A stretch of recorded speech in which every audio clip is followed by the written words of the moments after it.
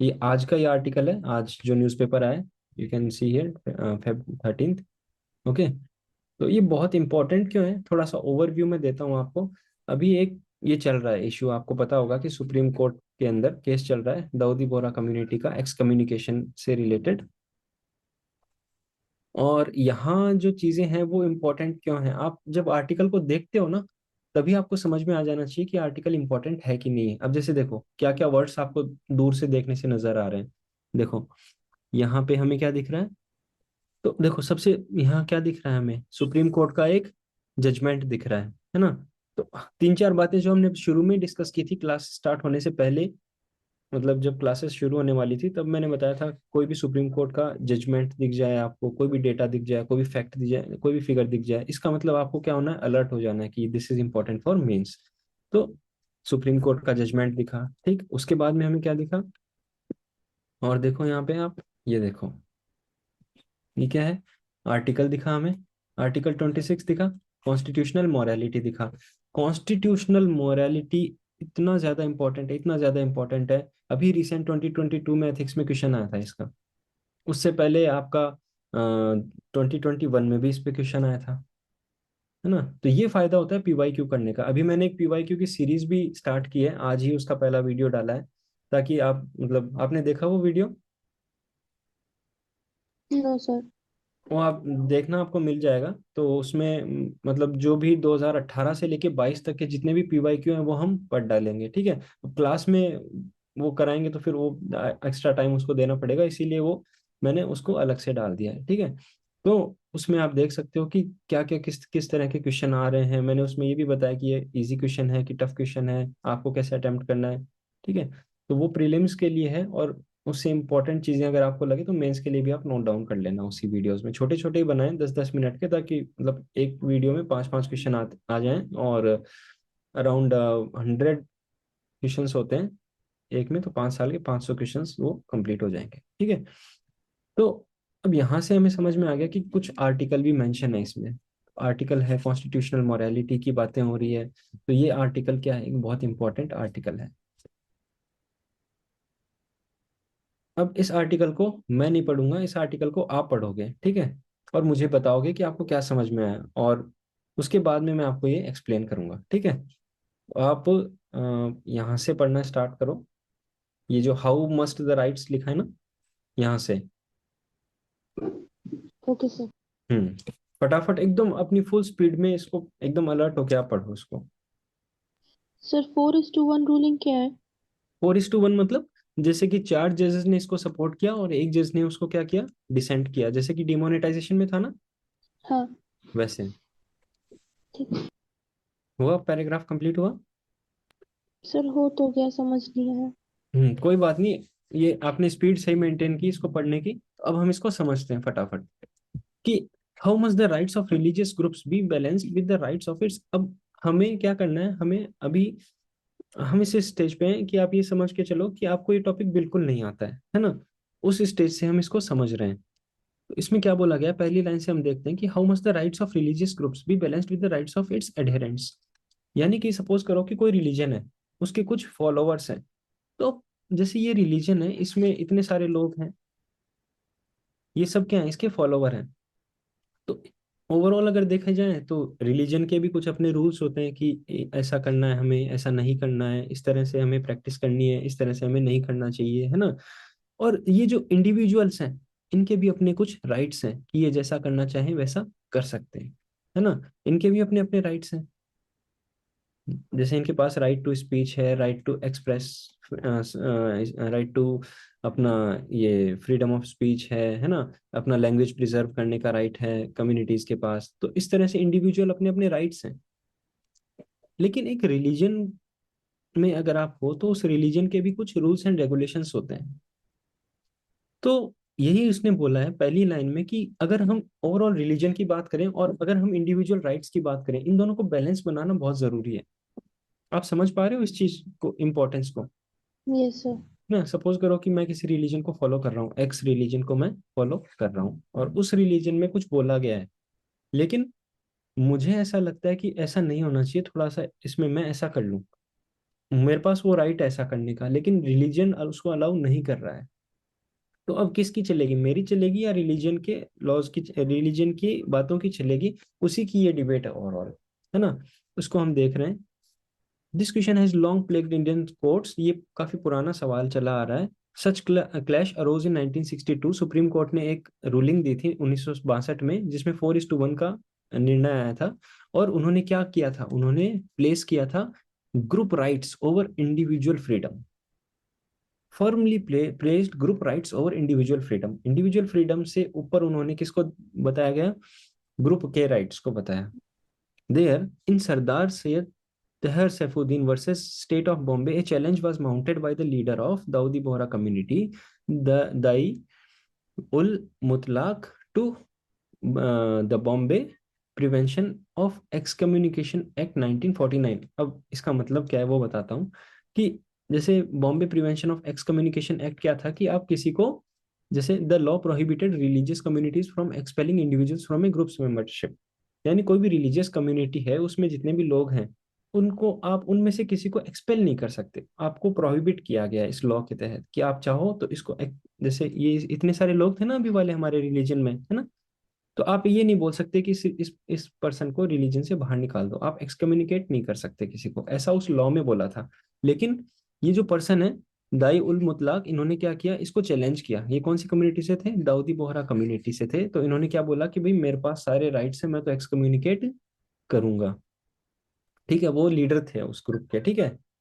तो उन्होंने बोला कि मैं तो इसको क्या करूंगा, एक्स कम्युनिकेट करूंगा, मेरे पास ये राइट्स हैं। और ये राइट्स कहाँ से आए, देखो आगे देखो। The petitioner claimed that he serve not only as the trustee of the community properties, but he had also been vested with the power to excommunicate from the denomination any member of his choice. यानी कि वो उन्होंने ये कहा कि मेरे पास किसी को भी एक्सकम्युनिकेट करने के पावर्स हैं, मैं किसी को भी बाहर निकाल सकता हूँ, ठीक है, इस ग्रुप में से, इस रिलीजन में से, जो उनका रिलीजन है दाऊदी बोहरा कम्युनिटी, उसमें से ये किसी को भी बाहर निकाल सकते हैं। In his belief this power was integral to the Dawoodi Bohras collective right to religious freedom. यानी कि ये अधिकार रिलीजन ने उनको दिया है, collective right to religious freedom. तो फिर क्या हुआ, आगे की कहानी हम देखते हैं। अब इतनी कहानी आपको समझ में आई? Yes sir. अब ये नेक्स्ट पैराग्राफ पढ़ो। हो गया मैंने सर? Yes sir. हम्म। तो the court with the chief justice of India, उस time chief justice BP Sinha थे, डिसेंटिंग, ठीक है। और इसीलिए अभी क्या है कि जो ये केस चल रहा है, central board of Dawoodi Bohra community versus state of Maharashtra, ये अभी करंटली केस चल रहा है ना। इसने ये केस अब जाएगा किसके पास, बड़ी बेंच के पास जाएगा, 9 जज बेंच के पास रिकंसिडरेशन के लिए। जैसे 5 बेंच जज होती है, 5 जज बेंच होती है, और 7, है ना, जजेस की बेंच होती है। तो ये सब मिलके डिसाइड करते हैं। तो जितना ज्यादा बड़ा केस होता है, क्योंकि ये बहुत बड़ा केस है, कैसे है इसको हम अभी आगे देखेंगे, ठीक है। ये अब बड़ी बेंच के पास ये क्वेश्चन गया है फर्स्ट। तो उन्होंने ये बताया कि ये जो रिकंसिडरेशन है, ये क्यों, किस बेसिस पे कर रहे हैं। तो पहला रीजन तो वही है, ये देखो आप इसको पढ़ोगे तो इसमें यही लिखा है कि balanced with other fundamental rights, है ना। यानी कि रिलीजियस जो ऑर्गेनाइजेशन है उनके राइट्स, या फिर इंडिविजुअल राइट्स का बैलेंस, है ना, कैसे बनेगा। और सेकंड क्या है, where act of ought to be tested on a touchstone on constitutional morality, यानी कॉन्स्टिट्यूशनल मोरालिटी के अकॉर्डिंग। अब ये कॉन्स्टिट्यूशनल मोरालिटी क्या है, आपको पता है? No sir. I constitution, guess constitution के अकॉर्डिंग चलना is constitutional morality. Yes, to go along with the values in the values provided in the constitution, ठीक है। तो कॉन्स्टिट्यूशनल मोरालिटी उसी को बोलते हैं। तो ये क्या उसके जो कॉन्स्टिट्यूशनल मोरालिटी के अकॉर्डिंग है, ये भी इसमें चेक करना है। तो इसीलिए इसको क्या है, 9 जज बेंच को ये केस रेफर कर दिया गया है। तो ये दो चीजें हैं कि इंडिविजुअल राइट और रिलीजियस राइट, किस कौन से राइट्स ज्यादा पावरफुल होंगे, और क्या ये कॉन्स्टिट्यूशनल मोरालिटी के अकॉर्डिंग है। तो ये भी देखने के लिए उसको भेज दिया गया है। In India conflict is inevitable, ठीक है, ये सब लिखा है। हम थोड़ा सा आगे बढ़ेंगे।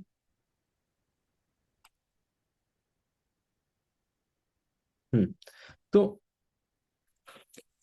द कोर्ट इन शिरूर मठ 1954 held that, ये मतलब क्या है, केस का नाम है ना, शेरूर मठ 1954, ये केस का नाम है, held that it was only those aspects of religion which are essential to faith that deserve constitutional protection। ये एक बहुत, ये है ना बहुत इंपॉर्टेंट है, ठीक है।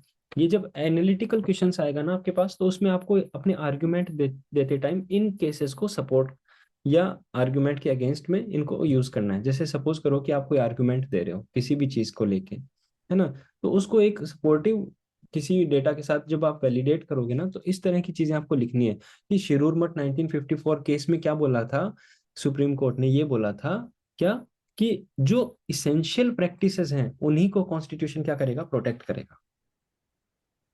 अब इसेंशियल प्रैक्टिसेस क्या है, इसेंशियल प्रैक्टिसेस वो प्रैक्टिसेस हैं किसी भी रिलीजन के अंदर जिनके बिना वो रिलीजन अधूरा है, अभी, है ना। Yes sir. तो determining what is the essential, the court ruled, मतलब कि इसेंशियल क्या है, तो उस कोर्ट ने ये भी बताया था दैट वो depend on what devotees to the faith deem as integral to that religion. यानी उसके डिवोटीज जो उस फेथ को फॉलो कर रहे हैं, रिलीजन को फॉलो कर रहे हैं, वो किस चीज को इंटीग्रल मानते हैं, उसको हम क्या बोलेंगे, इसेंशियल बोलेंगे। This exercise was meant to be narrowly tailored, but the careful drawn out distinction between the religion and the secular soon collapsed, and soon the court through a series of religion assumed theological authority and interpreted religious scriptures to determine which practices were in faith central to faith। पहले क्या बोला था इन्होंने, पहले ये बोला था कि उसके जो डिवोटीज हैं वो डिसाइड करेंगे कि क्या चीज इसेंशियल है क्या चीज नहीं है, लेकिन बाद में क्या हुआ, धीरे धीरे सुप्रीम कोर्ट ही डिसाइड करने लग गया कि क्या चीज इसेंशियल है और क्या चीज इसेंशियल नहीं है। और धीरे धीरे एक डॉक्ट्राइन डेवलप हो गई जिसको हम बोलते हैं इसेंशियल प्रैक्टिसेस डॉक्ट्राइन। ये बहुत इंपॉर्टेंट है, और ये मतलब ये आप बहुत इंपॉर्टेंट है, ये समझ लो, इसकी प्रीलिम्स में भी आंसर आ सकता है और आपका मेंस में भी आंसर आ सकता है। Began to border on the absurd. In one instant, the court found that Tandav dance practiced by the Anandi Margis was inessential to religion, even though the sect founders expressly mandated the performance of the dance। यानी कि इस sect का जो founder थे, उन्होंने इस dance को क्या बोला था कि ये मैंडेटरी है ना, फॉलोअर्स को ये करना है, लेकिन कोर्ट ने क्या बोला कि ये डांस मैंडेटरी नहीं है। तो इसमें कोर्ट ने डिसाइड किया ना कि क्या करना है और क्या नहीं करना, क्या इसेंशियल और क्या इसेंशियल नहीं है यस सर। ना। मतलब आप, चलो एक सेकंड 2 सेकंड का ब्रेक ले लेते हैं, समझ में आ रहा है मतलब सब कुछ, थीम कैसे चल रही है, हाँ सर। ठीक है, ऐसे ऊपर से तो नहीं जा रहा है ना। नहीं।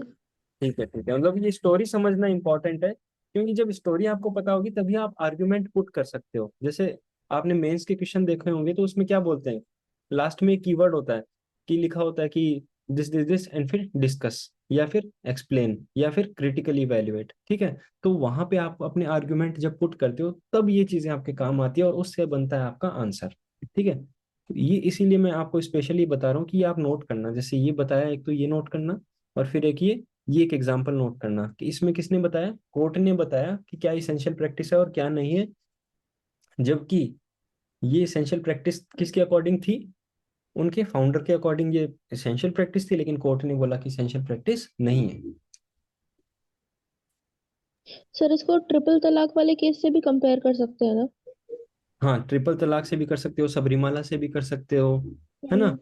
ये हाँ, वेरी गुड आपने, ये अब ये जो अपन इतना डीपली स्टडी कर रहे हैं ना, ये सिर्फ एक टॉपिक के लिए स्टडी नहीं कर रहे हैं, अब ये हम सारे टॉपिक्स हमें धीरे धीरे समझ में आने लग जाएंगे। वेरी गुड ऑब्जर्वेशन, मतलब आप सही ट्रैक पे हो, ठीक है। तो हम इसीलिए इसको इतना डीपली पढ़ रहे हैं, और जब हम वो टॉपिक करेंगे ना तो देखना आप यही सब एग्जांपल्स फिर रिपीट आएंगे, तब आपको एकदम मतलब ये क्लैरिटी के साथ समझ में आ जाएगा। अभी भी आ रहा होगा, लेकिन उस टाइम पे आपको एकदम एक ओवरऑल जो हम होलिस्टिक अप्रोच बोलते हैं वो, उसके साथ जब आप आंसर लिखोगे तो आपके आंसर में वो झलकेगी वो चीज। तो yes sir. the upshot was this: judges, quite contrary to deciding when the state must be allowed to legitimate intervene in matters of religion, were sketching out boundaries to determine which rights and rituals were deserving of constitutional protection in first place, ठीक है। तो मतलब ये वही चीज बार बार repeat हो रही है आगे। So this approach undermined the elementary rationale behind the guarantee of religious freedom, that members of religious groups must enjoy an ethical autonomy to determine for themselves how best to lead their lives, but equally as the judgment of, अभी वाला जो case था, the essential practice doctrine, अभी वाला मतलब सरदार सैयदना जो first वाला, the essential practice doctrine also meant that court was sometimes unwilling to strike down a practice that impinged on the individual rights merely because the practice in question is essential to faith। ठीक है, यानी कि court ने उसको क्या किया, court ने strike down नहीं किया इंडिविजुअल राइट्स को प्रोटेक्ट करने के लिए, कोर्ट ने इंडिविजुअल राइट्स को प्रोटेक्ट करने के लिए उस फेथ की किसी प्रैक्टिस को स्ट्राइक डाउन नहीं किया, because it was the practice of the group, मतलब वो ग्रुप उसको प्रैक्टिस कर रहा था, इसीलिए कोर्ट ने क्या किया कि उसको स्ट्राइक डाउन नहीं किया और इंडिविजुअल राइट्स के का के अबाउ उसको प्लेस किया ग्रुप राइट्स को, ये इसमें लिखा है मतलब। ठीक है, यस सर। मतलब आ रहा होगा आपको समझ में, कुछ ऐसे बीच में कुछ नहीं आया ना तो आप बता देना, ठीक है। Yes sir. अगर आपको पढ़ना है दोबारा तो आप इसको पढ़ सकते हो, ताकि आपको एकदम मतलब अपनी तरफ से भी क्लैरिटी आ जाए, नहीं सर, ठीक है सर फ्लो। है ना। तो अब हम मूव ऑन करेंगे।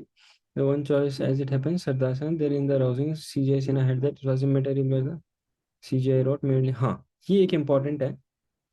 ये what the court had to see was the effect of that the practice had on the expelled adherent। इस लाइन का मीनिंग बताओ आप मेरे को, फिर मतलब आपको एकदम क्लियर हो जाएगा। What the court had to see was the effect that the practice had on the expelled adherent। यहाँ पे ये इतनी इंपॉर्टेंट लाइन क्यों बन जाती है, ये इसीलिए बन जाती है कि कोर्ट को क्या देखना है, कोर्ट को ये देखना है कि जिस व्यक्ति को आपने ग्रुप से बाहर निकाला है, यानी आपने एक्सकम्युनिकेट किया है या आपने एक्सपेल किया है, उस पे क्या इफेक्ट पड़ा निकालने के बाद, है ना। ये जो प्रैक्टिस है, कौन सी प्रैक्टिस, ग्रुप से बाहर निकालने वाली जो प्रैक्टिस है, उसका क्या फर्क पड़ा किस पे, जो निकल चुका है व्यक्ति, ये कोर्ट ऑब्जर्व करना चाहता है। कोर्ट को क्या ऑब्जर्व करना चाहिए कि ये जो किसी भी ग्रुप से किसी को बाहर निकाल देने वाली जो प्रैक्टिस है, उसका उस व्यक्ति पे क्या असर पड़ेगा जिसको हमने बाहर निकाला है। अब समझ में आया आपको, यस सर। है ना। As the judgment recognized a person who had been excommunicated would be disentitled from using the communal mosque, burial ground would be practically be regarded as an outcast। ठीक है, यानी उसको क्या किया जैसे जिसको मान लो उस ग्रुप से बाहर निकाल दिया आपने, तो वो ना तो वहाँ का जो पूजा पाठ करने की जो जो भी व्यवस्था रहती है उसका वो यूज नहीं कर पाएगा, बरियल ग्राउंड्स का वो यूज नहीं कर पाएगा, है ना। उसको क्या एक आउटकास्ट की तरह ट्रीट किया जाएगा। What is more, because of the expulsion, no other person from the community could have any contact, social or religious, with the excommunicated member। अगर आप किसी को कम्युनिटी से बाहर निकाल दोगे, तो जो उस कम्युनिटी के लोग हैं फिर वो भी उससे कांटेक्ट करना क्या कर देंगे, बंद कर देंगे। बंद कर देंगे। अब शादियां नहीं होगी उसके साथ, है ना, कोई भी सोशल या कोई भी रिलीजियस रिलेशन नहीं रखेगा उसके साथ। दस the law in question, as the CJI wrote, merely carried out the strict injunction of Article 17। Article 17 क्या है, abolition of untouchability in any form। Okay, तो ये एक तरह से क्या हो गया, एक तरह से ये जो बाहर निकाल देने वाली प्रैक्टिस है ये किसके अगेंस्ट जा रही है, आर्टिकल 17 के अगेंस्ट जा रही है। अब आपके पास एक इतना स्ट्रॉन्ग आर्ग्यूमेंट हो गया, जब ये क्वेश्चन आएगा तो अब आप लिखोगे ना उसको, अब आप एकदम इस लैंग्वेज में लिखोगे, लॉ लैंग्वेज में लिखोगे कि हाँ ये ऐसी ऐसी प्रैक्टिस करने से ये नुकसान हो रहा है और इस नुकसान से ये किसके अगेंस्ट जा रहा है, आर्टिकल 17 के अगेंस्ट जा रहा है। ठीक है, तब आपका आंसर एकदम परफेक्ट बन के आएगा, और ये एक दो वर्ड आप लिख दोगे तो मतलब जबरदस्त आपका आंसर बन जाएगा। ठीक है, यस सर। तो मतलब आपको समझ में आ रहा है कि ये कहाँ से कहाँ बात पहुंच गई यस सर। ना, ये पूरा एक स्टोरी है। अब हम जाएंगे आर्टिकल 26 पे, और आर्टिकल 26 पे कॉन्स्टिट्यूशनल मोरालिटी की बात करेंगे। Okay, article 26 which recognises the rights of religious denominations, religious denominations मतलब religious groups basically, begins with a dictate that its promise would be subject to public order, morality and health। यानी कि जो religious groups के right हैं, they would be subject to what, public order, morality and health. इस line का मतलब बताओ Vanessa.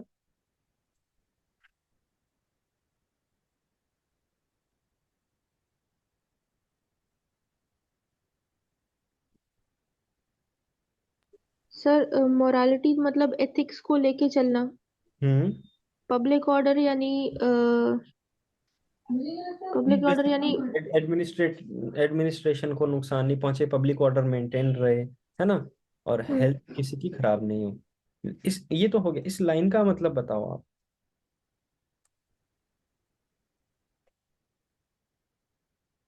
जैसे मैं आपको एक एग्जांपल देता हूँ, है ना, कि I will I will gift all my students one iPhone subject to availability with me. इस लाइन का क्या मतलब हुआ?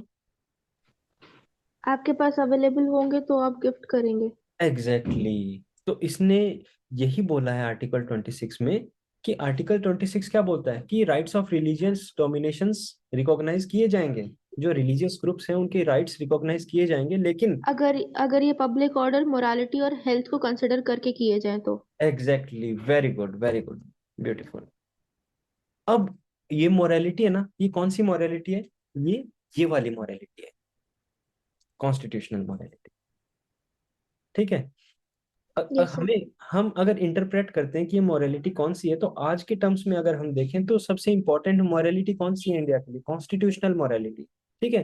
तो इसके अकॉर्डिंग क्या होगा? What might morality mean? In referring Sardar Saidana to a larger bench, Justice Oka makes clear that morality today must be understood to mean constitutional morality. कहीं भी ये बात आ जाए ना कि morality की अगर बात आ रही है तो वो constitutional morality होगी। It must subsume within its fundamental values supporting the constitution, among them ideas of liberty, equality and fraternity. आपने प्रियम्बल में देखा होगा, है ना, हमारे प्रियम्बल में ये सब बातें मेंशन्ड है।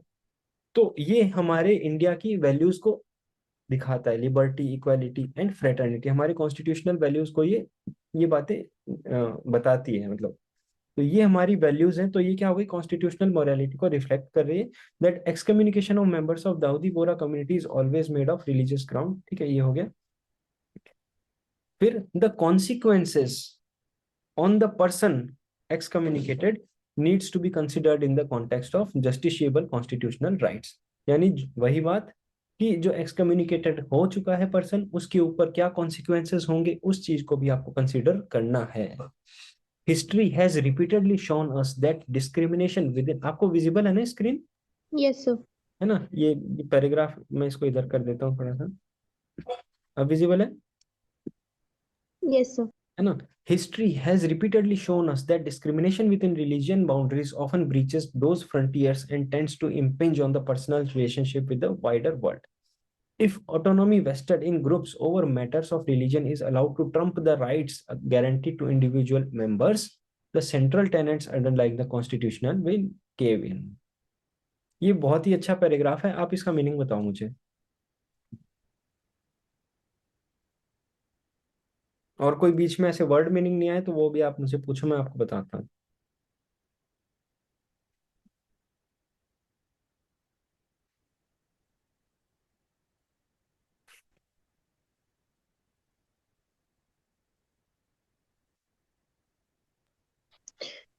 पास्ट मतलब हिस्टोरिकल व्यू में भी ये देखा गया है कि अगर ऐसे कुछ डिस्क्रिमिनेशन रिलीजियस बाउंड्रीज में होते हैं तो हम्म पर्सन का relationship with the other society, मतलब अदर वर्ल्ड कैसे चेंज हो जाता है।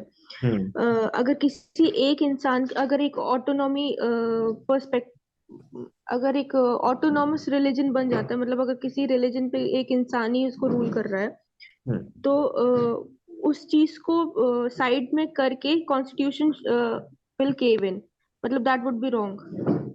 हाँ किसी यानी एक हाँ, इंसान की वजह से पूरा रिलीजन नहीं चल सकता, उसके पर्सपेक्टिव से रिलीजन नहीं चलेगा। एग्जैक्टली एग्जैक्टली, यानी कि फिर क्या हो जाएगा?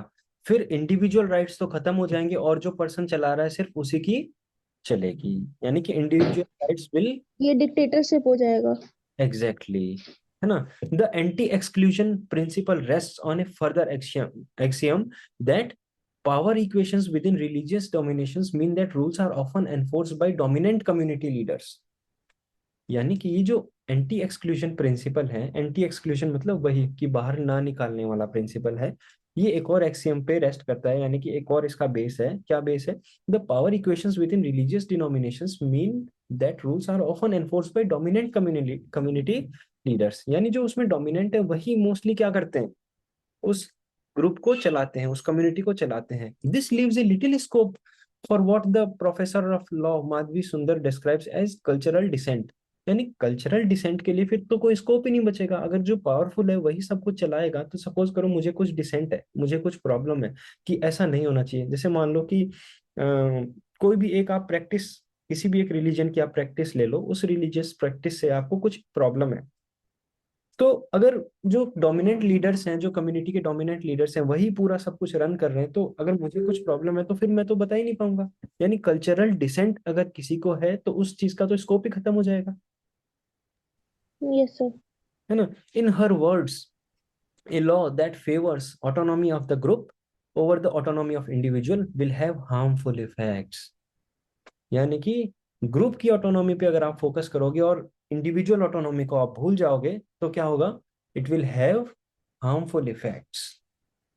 ठीक है, harmful effect of favouring the view of association by the powerful over the views proffered by the less powerful. यानी कि फिर क्या होगा? सिर्फ जो ऊपर है उसकी ही, जो मोर पावरफुल है उसका ही व्यूज सबके ऊपर थोप दिया जाएगा। The dissenting judgment in Sardar Syedna rest on similar foundations when the 9 जजेस bench search for this answer. मतलब अब ये आगे का उन्होंने कंक्लूड कर दिया कि अब जो 9 जज बेंच है वो डिसाइड करेगी। ठीक है, तो the dissenting judgment in Sardar Saidana rest on similar foundations. When the 9 judge bench searches for answer to the questions posed to it, it will do well to turn to CJ Sinha's opinion on it that lies in it the brooding spirit of law। ठीक है, तो ये मतलब सही था ना ये वाला आज? Yes sir. ना, इससे हमें बहुत कुछ सीखने को मिला है। और मैं ये जो ये फोटो है ना, ये आपको मतलब ये पीडीएफ है वैसे तो, इसको मैं आपको सेंड कर देता हूँ। तो इसमें से आपको कुछ नोट करना हो या कुछ छोटी छोटी है ना, इसमें वर्ड्स बहुत इंपॉर्टेंट यूज किए गए हैं। जो वर्डिंग है ना वो आपको उठानी है यहाँ से। ठीक है, और वही वर्डिंग आपको क्या है, लिखनी है एग्जाम में। अब हम ये डिस्कशन करते हैं ना कभी कभी कि हमें मतलब आंसर लिख रहे हैं लेकिन वर्ड्स नहीं मिल रहे, तो यहाँ से वो वर्ड्स मिलेंगे। ठीक है, तो ओके, तो मैं भेजता हूँ आपको और इसको आप अच्छे से प्रिपेयर कर लो। और इसके ऊपर फिर हम क्या करेंगे, question answer writing. Answer writing. Very good.